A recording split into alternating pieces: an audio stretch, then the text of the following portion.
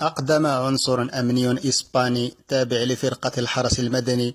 على ارتكاب جريمة قتل في حق مهاجر مغربي يبلغ من العمر 39 عاما،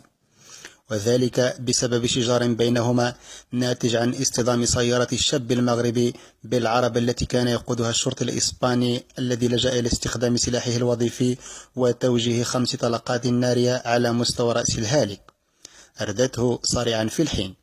وذلك على مستوى الطريق الوطنية المؤدية إلى مدينة فالنسيا شرق المملكة الإيبيرية. من جهتها أصدرت النيابة العامة الإسبانية أوامرها باعتقال الجاني البالغ من العمر 31 عاما، والذي يعمل ببلدية كينتانا دي لا أوردن بمدينة طليطلة بإقليم الأندلس، فيما نقلت جثة الهالك إلى مستشفى بالمنطقة بغية إخضاعها لعملية تشريح.